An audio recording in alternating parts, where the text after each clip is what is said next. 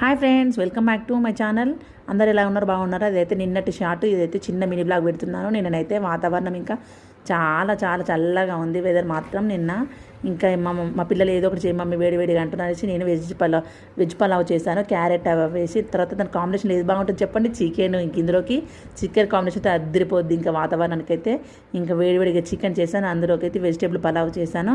Vegetable pulao అయితే నేను బాస్మతి రైస్తో చేశాను. బాగా టేస్ట్గా వచ్చేసింది. టేస్ట్ మాత్రం బాగుంది. దీని ప్రాసెస్ మాత్రం నేను లాంగ్ వీడియోలో పెడతాను, రేపు పెడతాను. చూడండి లాంగ్ వీడియోలో. కావాలనుకున్న నా కామెంట్ సెక్షన్లో కామెంట్ చేయండి. దీని ప్రాసెస్ నా స్టైల్లో veg pulao and chicken curry ఎలా చేశాను అనేది నా స్టైల్లో మీకు కావాలంటే, ప్రిపరేషన్ మొత్తం కావాలంటే కామెంట్ సెక్షన్లో కామెంట్ చేయండి. నేను రేపు మార్నింగ్ లాంగ్ వీడియోలో అప్లోడ్ చేస్తాను. మీకు వీటి ప్రాసెస్ ఎలా కావాలో, మీకు ఫుల్ వీడియోలో కావాలంటే నేను మాత్రం రేపు మార్నింగ్ చేస్తాను. నాకు కామెంట్ సెక్షన్లో కామెంట్ చేయండి.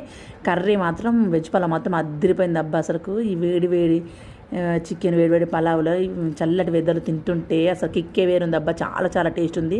టేస్ట్ మాత్రం చాలా బాగుంది. మీకు వీడియో నచ్చితే లైక్ చేయండి, షేర్ చేయండి, సబ్స్క్రైబ్ చేయండి, కామెంట్ చేయండి. ఈ వీడియో కావాలో వద్దో.